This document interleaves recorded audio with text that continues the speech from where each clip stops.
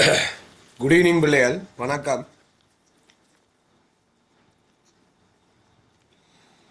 Right, நான் இன்றைக்கு Good evening, உங்களுக்கு sir. ஓகே என்னண்டா இந்த ஒரு இன்றைக்கு ஒரு ஜூம் ஃப்ரீ லிங்க் ஒன்று தந்துருக்காங்க, அவங்க செய்ய போகிறாங்க. இப்போ இந்த கிளாஸ் இதில் நடக்கும். அதில் இன்றைக்கு உங்களுக்கு பாரதியார் சுயசரிதையை பற்றி இன்றைக்கு கொஞ்சம் விளங்கப்படுத்த போகிறேன். செய்யுள் பகுதி. ரைட், கொஞ்சம் எல்லாத்தையும் கேட்டு திருக்கணும். விளங்கப்படுத்துகிற விஷயங்கள் ஏதாவது டவுட் இருந்தால் கேட்கலாம். அப்போ முதலாவது பாரதியார் சுயசரிதை நீங்கள் நீங்கள் எப்படி படிச்சீங்கன்னு தெரியல. இப்போ என்னுடைய ஸ்டைலில் நான் அந்த விஷயத்தை விளங்கப்படுத்தி விடுறேன். கொஞ்சம் படிவாக கேட்டுருந்தீங்கன்னா சரி. ஸோ 10ஆம் ஆண்டில் நீங்கள்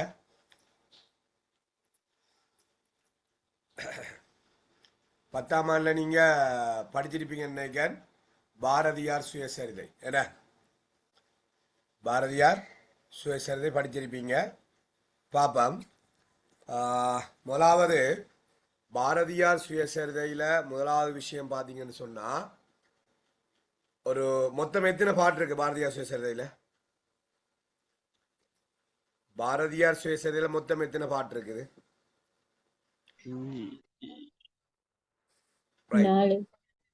பாப்பம் எத்தனை இருக்குன்றதையும் பாப்பம். மொத்தம் நான் நினைக்கிறேன் 5 பாட்டு இருக்குன்றேன். சரியா?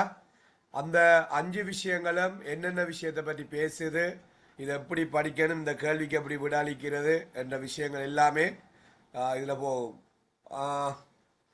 ஃப்ரீ என்ற விட்டு புறந்தல்லாமல் என்னட்ட படிக்காத ஆட்களுக்கு தெரியும், படித்தாக்களுக்கு என்ன தெரியும், படித்தாக்கள் வந்திருப்பீங்க. ஆகவே இந்த ஒரு மணித்தியாலம் உங்களுக்கு மிக பயனுள்ளதாக இருக்கணும். அமைதியாக இருந்து எல்லாத்தையும் அவதானிச்சு கொண்டுருங்க. உங்களுக்கு நிச்சயமாக அது பயனுள்ளதாக இருக்கும். அதற்கு பிறகு நான் பேசுவோம். ஓகே, முதலாவது பாரதியார் சுயசரிதை என்றது என்ன? பாரதியை பற்றி உங்களுக்கு தெரியும். 1882ஆம் ஆண்டு 12ஆம் மாதம் 11ஆம் தேதி தமிழ்நாட்டில் எட்டயபுரத்தில் சின்னச்சாமி ஐயருக்கும் இலக்குமி அம்மைக்கும் மகனாக பிறக்கின்றான். பாரதி இந்த உலகத்தில் வாழ்ந்தது 39 வயசு வரைக்கும் தான். 1921 இந்த உலகை நீக்கின்றான். ஆனால் அதுக்குள்ள அவன் செய்த சாதனைகள் இலக்கியங்கள்ல நிறைய. ஸோ பாரதி, அது நான் பேசிக்கொண்டே போகலாம். பாரதியார் இலக்கியங்களை பற்றியும் அந்த வீடியோவெல்லாம் ஓஃப் பண்ணுங்க, கவனம் கொஞ்சம் பார்த்துக்கொள்ளுங்க. மற்றது முதலாவது விஷயம் பார்த்தீங்கன்னு சொன்னால், என்னையோட பேசித்தான் நீங்கள் படிக்கணும். ஏண்டா எனக்கு சும்மா இந்த பேசாமல் இருந்து சும்மா நான் ஸ்க்ரீனுக்கு படிப்பீங்கன்னா எனக்கு அது விருப்பம் இல்லை. டவுட்டுகளை கேட்கணும். தமிழ் அப்படி படித்தா தான் விளங்கும். பிரச்சனை இருந்தால் சரியாக பயன்படுத்தி கொள்ளணும். அவ்வளவுதான். முதலாவது, பாரதியாருக்கு ஒரு 10 வயசு இருக்கக்குள்ள 9 வயது சிறுமி மீது ஏற்பட்ட ஒரு பிள்ளை காதல். அந்த காதல்னா பிள்ளையா இருக்கக்கூடாது. ஏன்னா இளமையில வார அவன் ஒரு கற்பனையில் எழுதப்பட்ட காதல் இது இப்ப பாரதியார் ஒரு முதல் 2 பாட்டிலையும் அந்த சிறுமியோட காதல் வயப்பட்ட விஷயங்களை சொல்றாரு. அதுக்கு பிறகு வார அடுத்த 3 பாடல்களும் நம்மளுக்கு தத்துவங்களை சொல்லுகின்றார், அட்வைஸ்களை சொல்றார். ஒருவன் விரும்பியதை அடையணும்டா என்ன செய்யணும், ஒருவன் விரும்பியதை அடையாமல் முடிய போவதற்கான காரணம் என்ன, ஒருவன் சொர்க்கத்தை அடையணும்டா என்ன செய்யணும், இந்த உலகம் எப்படிப்பட்டது, அப்ப விரும்பியதை அடையாதவர்கள இயல்புகள் எப்படி இருக்கும், இதெல்லாம் மற்ற 3 பாட்டிலையும் பேசுறாரு. முதல் 2 பாட்டிலையும் அந்த சிறுமியையும் அந்த சிறுமியின் அழகையும் தான் அந்த சிறுமிக்காக காத்திருந்த விதம் பற்றியும் அந்த சிறுமியின் பின்னலையின் பின்னால் அவள் அழகின் பின்னால் தன்னுடைய மனசு போன விதம் பற்றியும் பேசுகின்றார். முதலாவது பாருங்க, பாரதியார் சுயசரிதையில இந்த பாடல் எழுதப்பட்ட காலம் ஆங்கிலேயர்கள் இந்திய நாட்டை ஆட்சி செய்த காலம். உங்களுக்கு தெரியும், 1947 இந்தியாவுக்கு சுதந்திரம் கிடைக்குது, 1948 இலங்கைக்கு சுதந்திரம் கிடைக்குது வெள்ளையர்களிடமிருந்து. அப்ப வெள்ளையர்கள் இந்தியாவை ஆண்டு கொண்டிருந்த வேளையில வெள்ளைக்கார மன்னர்களுக்கு ஒரு டீம் இருந்தது. அவர்கள புகழை காப்பதற்காக உயிர்கொலை செய்கின்ற ஒரு டீம். அதை நாம ஆங்கிலேய படை என்று சொல்லலாம். ஆங்கிலேய படை என்று அவர்களை நாம சொல்லலாம். அடுத்தது இன்னொரு டீம் இந்திய நாட்டுக்காக போராடுகின்ற இன்னொரு டீம். அவர்கள் இந்திய தேச பக்தர்கள். இவர்கள் இந்திய நாட்டுக்காக போராடுறாங்க. ஆங்கிலேய மன்னன் புகழை காக்கிற ஒரு டீம் ஆங்கிலேய படை. இந்த ரெண்டையும் ஞாபகம் வச்சுக்கொள்ளுங்க. இவர்களை ஞாபகம் வச்சுக்கொள்ள உதவும். எங்க உதவும் என்ற சொல்றேன். முதலாவது பாட்டுக்குள்ள போவாம். நீரெடுத்து வருவதற்கு அவள் மணிநித்தில புன்னகை சுடர் வீசிட. பாட்டை வாசிப்போம். நீரெடுத்து வருவதற்கு அவள், எல்லாரும் புத்தகத்தை பார்த்து கொள்ளுங்க. புக் இருந்தா 10ஆம் ஆண்டுல 3ஆம் பாடத்தை எடுத்து பாருங்க. நீரெடுத்து வருவதற்கு அவள் மணிநித்தில புன்னகை சுடர் வீசிட, போர் எடுத்து வரும் மதன் முன் செல்ல அதற்கு போகும் வேளை தினந்தோறும், வேரெடுத்து சுதந்திர நட்பையின் வீழ்ந்திடச் செய்தல் வேண்டிய மன்னர்தம் சீரெடுத்த புலையியல் சாரர்கள் தேசபக்தர் வரவினை காத்தல் போல. இதான் அந்த பாட்டு. இந்த பாட்டுக்குள்ள என்ன இருக்குண்டா, ரெண்டு விஷயம் பேசப்படுது. ஒன்று, சிறுமி ஒருவள் நீரெடுத்து வருவதற்காக வாராள். அவள் அழகு எப்படி இருக்கின்றது, இது முதலாவது விஷயம். அதன் பிறகு அந்த சிறுமிக்காக பாரதி எவ்வாறு காத்திருந்தான் என்றது இரண்டாவது விஷயமாக பேசப்படுகின்றது. இந்த ரெண்டு தான் முதல் பாட்டுக்குள்ள இருக்கு. பாருங்க எப்படி அழகண்டு பார்ப்பாம். அவள் நீரெடுத்து வருவதற்காக வருகின்றாள். அப்பொழுது மணி நித்தில புன்னகை, நித்திலம் என்ற முத்து. அப்ப முத்து போன்ற பற்கள் ஒளி வீச பாரதியை பார்த்து சிரிக்கா. அப்ப அவளுடைய பற்கள் முத்து போன்ற பற்களா, அதே ஓமையணி மணி நித்தில புன்னகை. அப்ப முத்து போன்ற பற்கள் ஒளி வீச சிரிக்கின்றாள் என்றக்குள்ள அவள் அங்க பல்லழகு பேசப்படுகின்றது. அப்பொழுது நம்மட மனங்கள்ல ஆசை போரை உண்டு பண்ணுகின்றவன் தான் மன்மதன். அந்த மன்மதன் அந்த சிறுமியின் பின் செல்லுகின்றான். அந்த சிறுமிக்கு முன்னால போறான். அப்ப பாருங்க, இரண்டாவது அழக பாப்பாம். அங்க அந்த மன்மதனே ஆசை கொள்ளும் அழகுடையவள் அந்த சிறுமியாம்.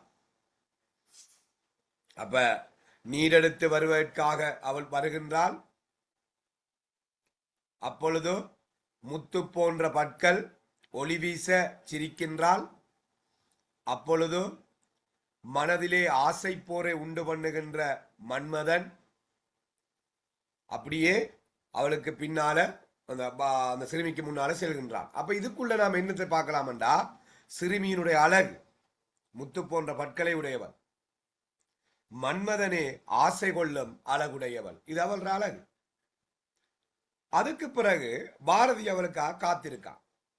இந்த காத்திருக்கிற விதத்தை வடிவா நீங்க விளையும் கொள்ளணும். இந்தியாவின் சுதந்திரம் என்ற நல்ல பயிரை வேரோடு பிடுங்கி எடுத்தவர்கள் ஆங்கிலேயர்கள், ஆங்கிலேய மன்னர்கள். என்றா இந்தியாவுக்கு நாங்க சுதந்திரம் கொடுக்க மாட்டோம் என்று இந்தியாட சுதந்திரம் என்ற பயிரை, உருவகணி சுதந்திர நட்பயிர், சுதந்திரம் நல்ல பயிராக உருவகிக்கப்பட்டிருக்கு. ஒரு பயிரை வேரோடு பிடுங்கினா என்ன அர்த்தம்? அந்த பயிர் அழிஞ்சிட்டு அர்த்தம். அதே மாதிரி இந்தியாவுக்கு நாங்க சுதந்திரமே கொடுக்க மாட்டோம் என்று இருக்கிறவங்க ஆங்கிலேய மன்னர்கள். அந்த ஆங்கிலேய மன்னர்களை புகழை காக்கின்ற ஒரு படைதான் புலையியல் சாரர்கள், உயிர்கொலை செய்கின்ற வீரர்கள், ஆங்கிலேய படை. அந்த ஆங்கிலேய படை இந்திய நாட்டுக்காக போராடுகின்ற தேசபக்தர்களுக்கு வருகைக்காக காத்து திரிக்கும், அவர்களை சுடுறதுக்காக காத்து திரிக்கும். அப்ப ஆங்கிலேய படை இந்திய தேசபக்தர்களை அழிப்பதற்கு எவ்வாறு காத்து நிற்குமோ, பாரதி சிறுமிக்காக அவ்வாறு காத்திருந்தான். அப்ப முதலாவது இந்த பாரதியார் சுயசரிதையில ஒரு கேள்வி வரக்குள்ள நீங்க என்ன அதுக்கு எழுதணும்னு சொன்னா, சிறுமியினுடைய அழகு, அதோட சிறுமிக்காக பாரதி காத்திருந்த விதம். நான் இப்ப முதலாவது பாட்டை விளங்கி கொண்டேன். பாப்போம், விளங்கி போட்டு இப்படி கேள்விக்கு விட எழுதப்படுற பார்ப்போம். முதலாவது, அவள் நீரெடுத்து வருவதற்காக வருகின்றாள். அப்பொழுது முத்து போன்ற பற்கள் ஒளி வீச சிரிக்கின்றாள். அப்பொழுது மனதிலே ஆசை போரை உண்டு பண்ணுகின்ற மன்மதன் அவள் அழகின் பின்னாலே செல்லுகின்றான். அப்பொழுது பாரதி காத்து நிற்கின்றான் அந்த சிறுமியின் வருகைக்காக. எவ்வாறு காத்து நின்றான்?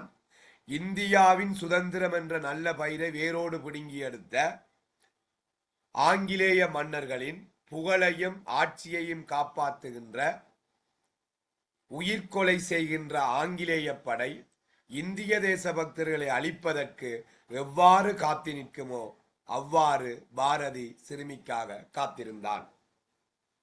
அப்ப இங்க முதலாவது கேள்வி கேட்கப்படுறான், இப்பாடலில் சிறுமியின் அழகு எவ்வாறு வெளிப்படுது?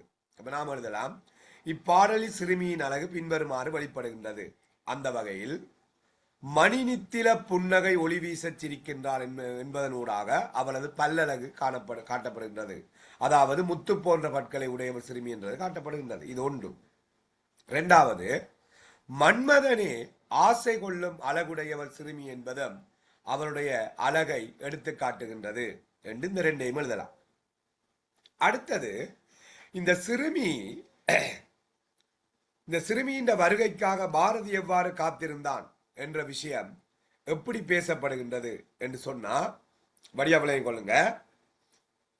இந்தியாவின் சுதந்திரம் என்ற நல்ல பயிரை வேரோடு பிடுங்கி எடுத்த அந்த ஆங்கிலேய மன்னர்கள புகழையும் ஆட்சியையும் காப்பாற்றுகின்ற பிள்ளைகள் வீடியோலாம் கட் பண்ணுங்க.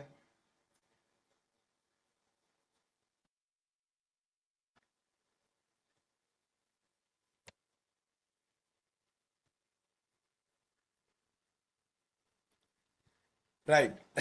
அப்ப கவனிங்க, ஆங்கிலேய மன்னர்கள் புகழையும் ஆட்சியையும் காப்பாற்றுகின்ற ஆங்கிலேய படை இந்திய தேச பக்தர்களை அழிப்பதற்கு எவ்வாறு காத்து நிற்குமோ அவ்வாறு பாரதி சிறுமிக்காக காத்திருந்தான்.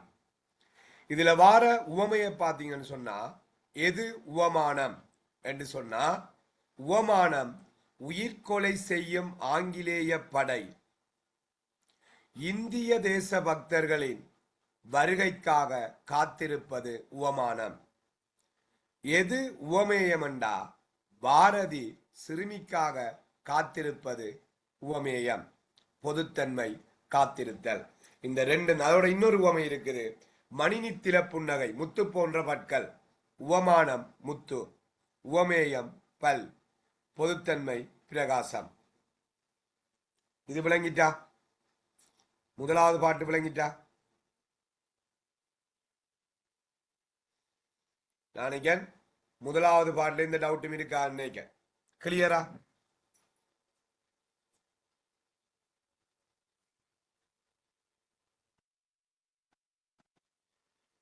ரைட். சோ முதலாவது பாட்டு சரி. அப்ப முதலாவது பாட்டுக்குள்ள ரெண்டு கேள்விகளும் சரி. ஒன்று சிறுமிட அழகு, இரண்டாவது சிறுமி பாரதி அந்த சிறுமிக்காக காத்திருந்த விதம், ஆங்கிலேய படை இந்திய தேச பக்தர்களின் வருகைக்காக காத்திருத்தல சொல்லுது. ரைட். இப்ப ரெண்டாவது பாட்டுக்குள்ள போவோம். ரெண்டாவது பாட்டை பாருங்க. காத்திருந்து அவள் போகும் வழி முற்றிலும் கண்கள் பின்னலகை ஆர்ந்து கழித்திட, யாத்த தேர் உருளை படுமேளைதான் யாண்டு தேர் செல்லும் ஆங்கு இழுப்புற்றன, கோர்த்த சிந்தனையோடு ஏகி அதில் மகள் கொண்டு நாட்கள் பல கழித்திட்டனன், பூத்த யோதி வதனம் திரும்புமேல் புலனழிந்து ஒரு புத்துயிரெய்துவேன். அவனோட காதலை சொல்லுதோ. இதுல என்ன கேள்வி வருதுன்னு சொன்னா, ரெண்டு கேள்வி வருது. ஒன்று, பாரதியிட மனசு சிறுமியின் பின்னால் சென்ற விதம். அடுத்த கேள்வி வருது இதுக்குள்ள, சிறுமியினுடைய பார்வை பாரதிக்கு கிடைத்தால் என்ன நடக்கும் என்றதையும் இங்க சொல்றான். பாருங்க, என்ன எப்படி அவன் மனசு போகுதுண்டா அப்படியா கேட்டுக்கொள்ளணும். அவளுக்காக காத்திருந்து அவள் போறாள். போக்குள்ள அவனுடைய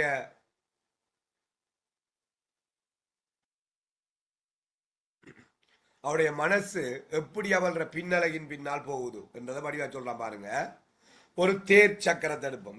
வீல் தேர் சக்கரம் செய்யப்பட்ட ஒரு தேர் சில்லுக்குள்ள ஒரு கொம்பில்லாத ஒரு சிறு விலங்கு மாட்டுப்பட்டா என்ன நடக்கும்னு சொன்னா, அந்த தேர்ச்சில் எங்கெல்லாம் சுத்தி சுத்தி சுத்தி சுத்தி போகுதோ அங்கெல்லாம் பாரதியினுடைய மனசும் அதன் பின்னாலே அப்படியே உருண்டு உருண்டு உருண்டு போகும். அதுபோல ரைட், அப்படி செய்யப்பட்ட தேர்ச்சில்லுக்குள்ள அகப்பட்ட கொம்பில்லாத சிறுவிலங்கு தேர் செல்லுகின்ற பாதையெல்லாம் அரைபட்டு அரைபட்டு செல்வது போல அந்த சிறுமியின் பின்னால் அவளோட சிந்தனையோட பாரதியின் மனதும் அவள் பின்னாலே போகின்றதாம். அப்ப எப்படி அவனுடைய மனசு சிறுமியின் பின்னால் போனதுக்கு ஒரு உவமை சொல்லுகின்றான்.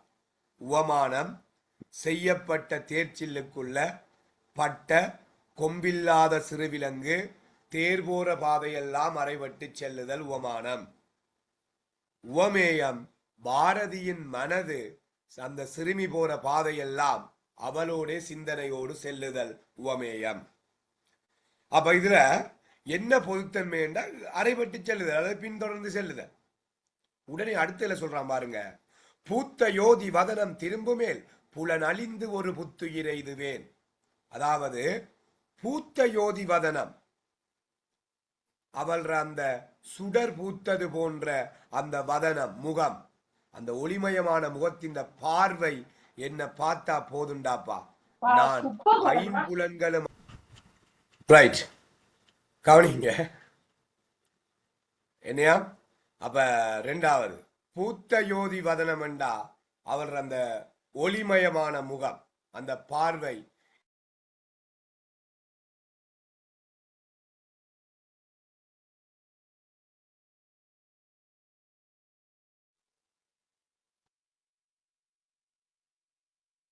என பிறவியை அடைவேன். அப்ப இந்த ரெண்டாவது பாட்டுல பாருங்க என்ன விஷயம் சொல்லப்படுதுன்னு சொன்னா, ரெண்டு விஷயம் பேசப்படுது. இடையில பேசாம கதைக்காம இருந்தால் நாம் படிப்பிக்கலாம். இந்த வீடியோவெல்லாம் நான் கட் பண்ண சொல்லுனான். யார வீட்டையும் யாரும் காட்ட தேவையில்ல.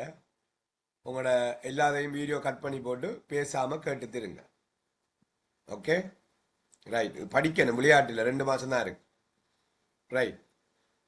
சொல்றான் என்னன்னு சொன்னா, ரெண்டாவது பாட்டுல பாரதி என்ன சொல்றான்னு சொன்னா, எப்படி அவனுடைய அந்த அவளுடைய அந்த சிறுமியின் பின்னால தன்னுடைய என மனசு போயிடுச்சு. எப்படியாம் செய்யப்பட்ட ஒரு தேர்ச்சில்லுக்குள்ள கொம்பில்லாத ஒரு சிறுவிலங்கு மாட்டுப்பட்டு தேர் போற பாதையெல்லாம் அரைபட்டு செல்வது போல என அவனுடைய பாரதியுடைய மனசும் அவள் அழகின் பின்னால அப்படியே அரைபட்டு செல்கின்றது சொன்னான்.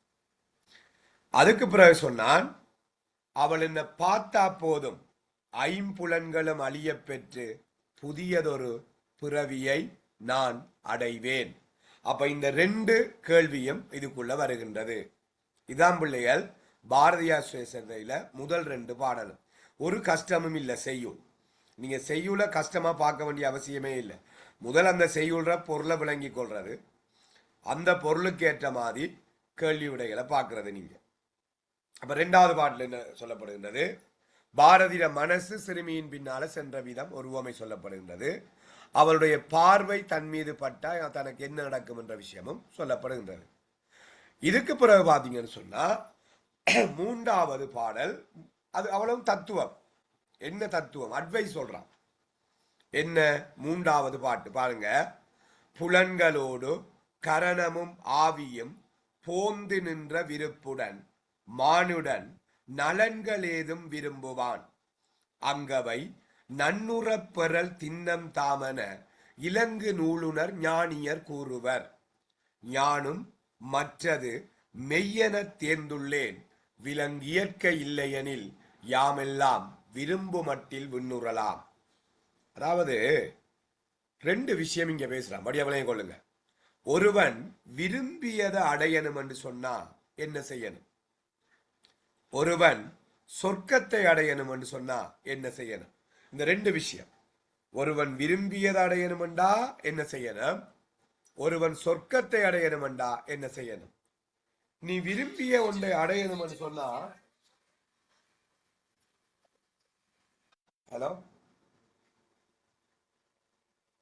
சொல்ற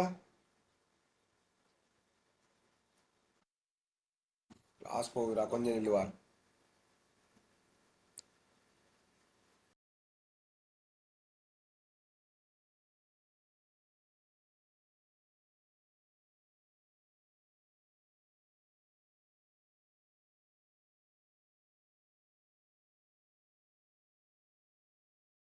ரைட். ஒருவன் விரும்பியது அடையணுமெண்டா பாருங்க சொல்றான். ஐம்புலன்கள் சுவை, ஒளி, ஊறு, ஓசை, நாற்றம், இந்த ஐம்புலன்களையும் அடுத்தது அந்தகரணம்.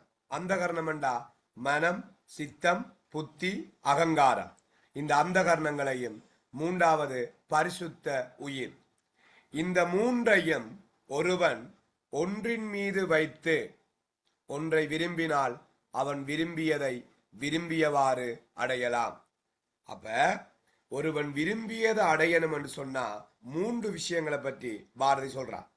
ஒருவன் விரும்பி அடையணும்னா என்ன செய்யணும்டா, ஒன்று ஐம்புலன்கள். நான் சொன்ன ஐம்புலன் சுவை, ஒளி, ஊறு, ஓசை, நாற்றம், ஐம்புலன். அடுத்தது அந்தகரணம். அந்தகரணம் என்று சொன்னா மனம், சித்தம், புத்தி, அகங்காரம், அந்த கரணங்கள். அடுத்தது பரிசுத்த உயிர், அவருடைய பரிசுத்தமான அந்த உயிர். இவ்வளவத்தையும் ஒருவன் ஒன்றின் மீது என வைத்து ஒன்றை விரும்பினால் அவன் விரும்பியதை விரும்பியவாறு அடையலாம் என்று பாரதி சொல்றான்.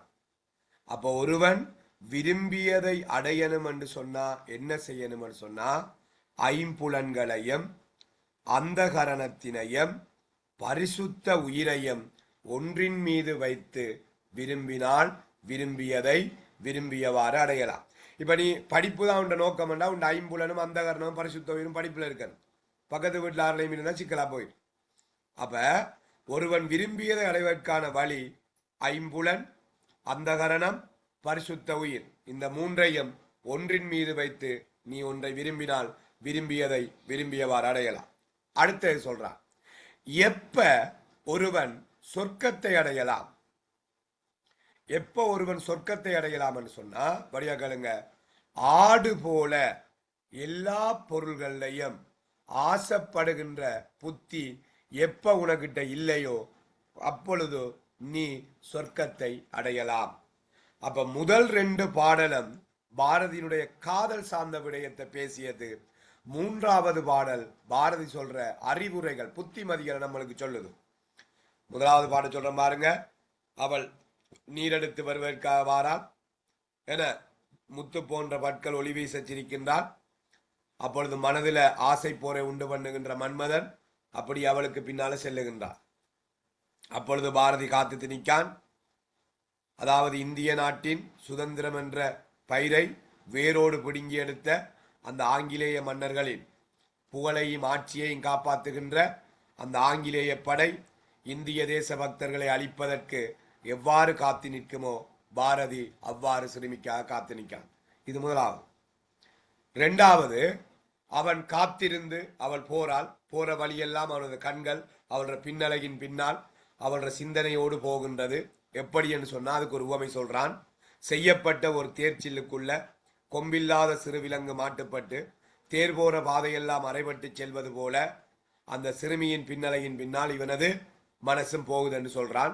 அப்ப சொல்றான் அவன், அவளுடைய அந்த அழகிய முகம் பார்வையின் மீது பட்டா நான் ஐம்புலன்களும் அழிந்து ஒரு புதிதான ஒரு பிறவியை அடைவேன் என்று சொன்னான். அதுதான் இரண்டாவது பாடல். மூன்றாவது, ஒருவன் விரும்பியதை அடையணும் என்றா என்ன செய்யணும்? ஐம்புலன்களும் அந்த கரணமும் பரிசுத்த உயிரையும் ஒன்றின் மீது வைத்து ஒருவன் ஒன்றை விரும்பினால் விரும்பியதை விரும்பியவாறே அடையலாம். அவன் சொல்றான் பாருங்க, புலன்களோடு கரணமும் ஆவியும் போந்து நின்ற விருப்புடன், போந்து நின்றனா சேர்த்து நிற்கிறது.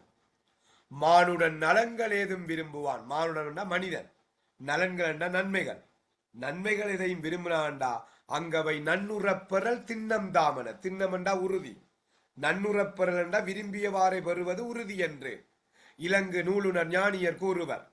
இலங்கு நூல்னு சொன்னா விளங்குகின்ற நூல்களை கற்ற ஞானியர்கள் சொல்லியிருக்காங்க. பாரதியார் அக்ரிமெண்ட் அக்செப்ட் பண்றான். யானும் அது மெய்யென தேர்ந்துள்ளேன், எனக்கும் தெரியாது உண்மை என்று, நானும் அதை மெய்யென தேர்ந்துள்ளேன். அப்ப எப்ப நாம சொர்க்கத்தை அடையலாம்? விலங்கு இயற்கை இல்லையெனில் யாமெல்லாம் விரும்பும் போது விண்ணுறலாம். விலங்கியற்கை என்பது ஆடு போல எல்லா பொருள்களையும் நாடித் திரிகின்ற இந்த தன்மை நம்மள்கிட்ட இயல்பாக இல்லாவிட்டால் நாம விரும்பும் போது சொர்க்கத்தை அடையலாம். கிளியரா பிள்ளையர்? விளங்கி இருக்கும்னு நினைக்கிறேன். இதோட மூன்றாவது பாடல்ல கூறிய இது முடியுது. இப்ப மூன்றாவது பாடல்ல என்ன கேள்வி கேட்கலாம் என்றா, ஒருவன் விரும்பியதை அடைவதற்கான வழி, இரண்டாவது ஒருவன் சொர்க்கத்தை அடைவதற்கான வழி. இப்ப பாரதியார் பேசுறதுல நாலாவது பாட்டுக்குள்ள போறேன். நான் நினைக்கிறேன் உங்களுக்கு இந்த மூன்றும் வடிவா விளங்கி இருக்கும்னு நினைக்கிறேன். இப்ப நாலாவது பாட்டுல சொல்றா பாருங்க, சூழும் மாய உலகினில் காணும் தோற்றம் யாவும் மானதம் ஆகுமால் அதன் ஆசை இன்றுள்ளதேல் அதனுடைய பொருள் நாளை விளைந்திடும். நல்லொரு இதொன்று பாருங்க. சூழும் மாய உலகினில் காணும் தோற்றம் யாவும், எம்மை சூழ உள்ளது, எம்மை சூழ உள்ளது மாயமான உலகம்.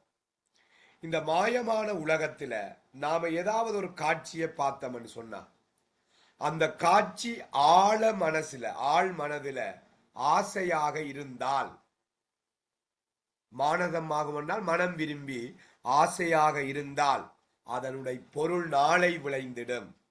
நிச்சயமாக அது நாளை வெளிப்படும். எஸ், என்ன டவுட் கேளுங்க.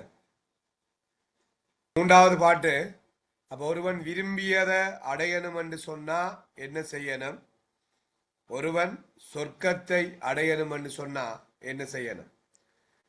இந்த ரெண்டு விஷயங்களும் அதுல பேசப்பட்டிருக்கு. உங்களுக்கு தெரியும், விரும்பியதை அடையணும் என்று சொன்னா ஐம்புலன்களும் அந்தகரணமும் பரிசுத்த உயிரும் ஒன்றின் மீது வைத்து அவன் விரும்பியதை அடையலாம். எப்ப சொர்க்கத்தை அடையலாம்னு சொன்னா என்ன, எப்போதும் சொர்க்கத்தை அடையலாம்னு சொன்னா ஆடு போல எல்லா பொருளையும் ஆசைப்படுற அந்த தன்மை இல்லாட்டி அவன் விரும்பும் போது சொர்க்கத்தை அடைய முடியும் என்று சொல்லப்படுகின்ற. ரைட். நாலாவது விஷயம் பாருங்க, இந்த உலகம் மாயமான உலகம். இந்த மாயமான உலகத்துல நாம காணுகின்ற தோற்றம் யாவும் மானதம் ஆகுமால், மனம் விரும்பினால் அதன் ஆசை இன்றுள்ளதில் அதனுடைய பொருள் நாளை விளைந்திடும். என்னது? நம்ம சூழ உள்ளது இந்த மாயமான உலகம். இந்த மாயமான உலகத்துல நாம் ஒரு காட்சியை பார்க்கிறோம்.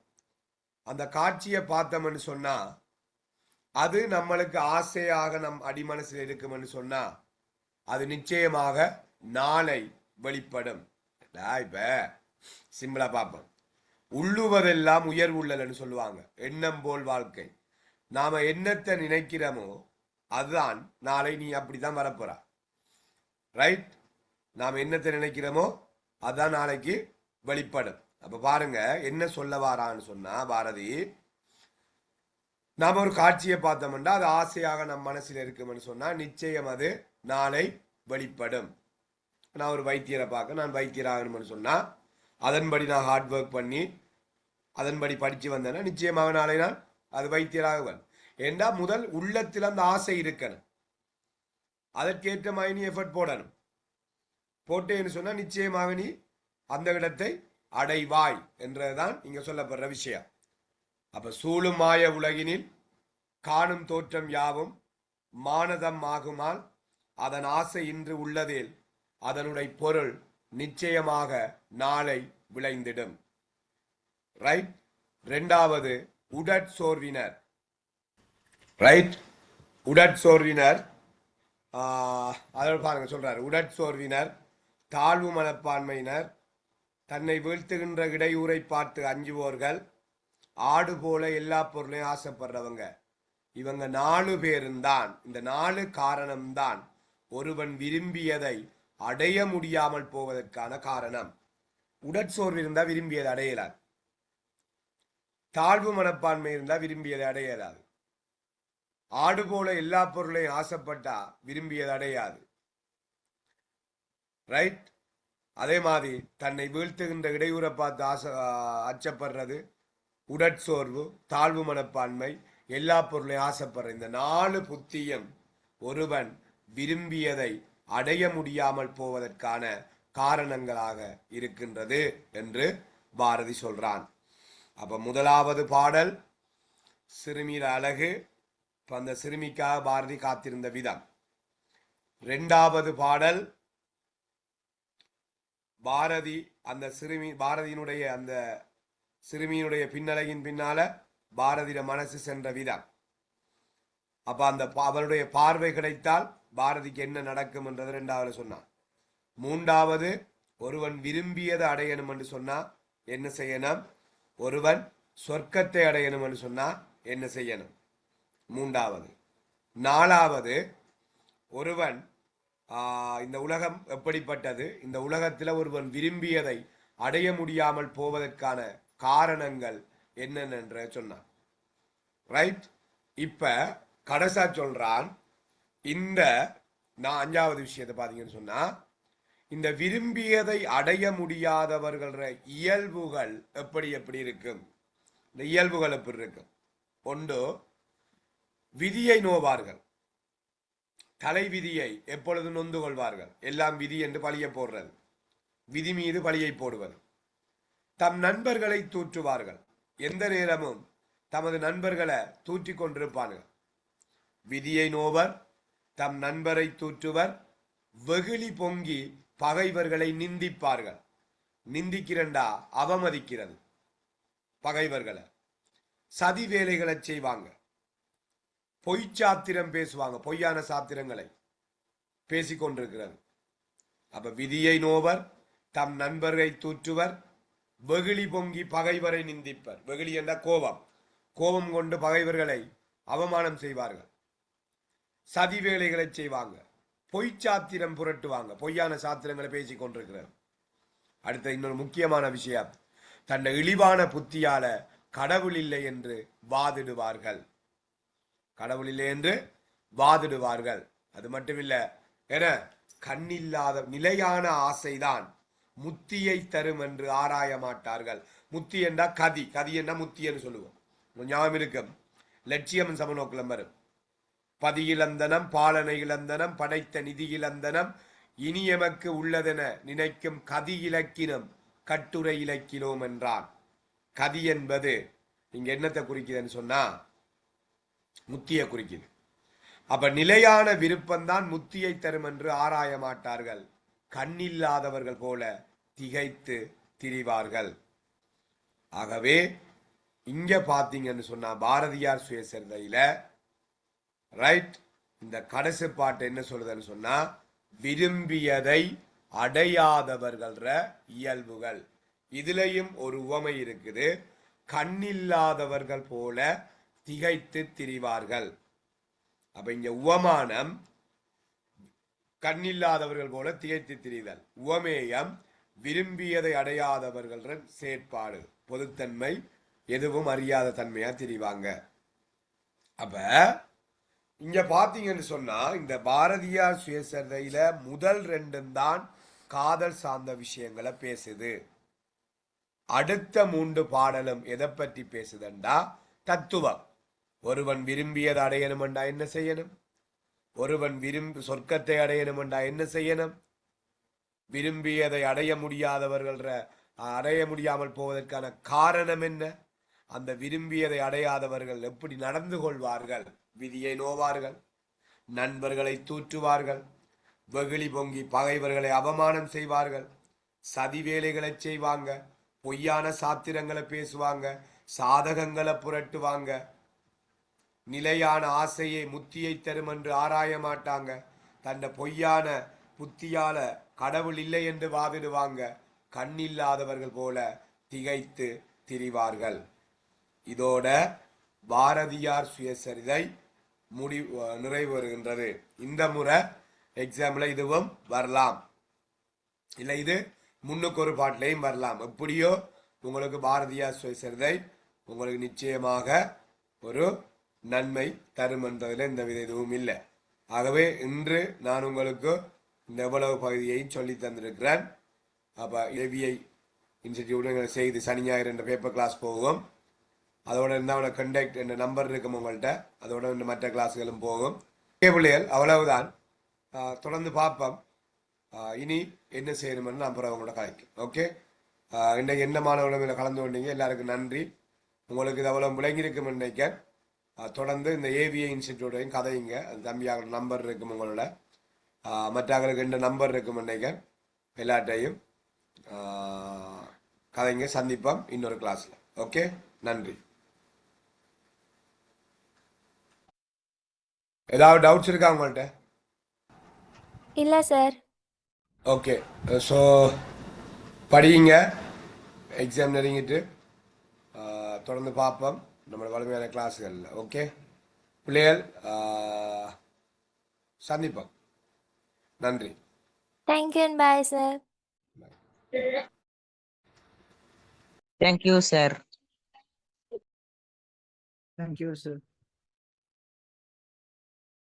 Thank you, sir.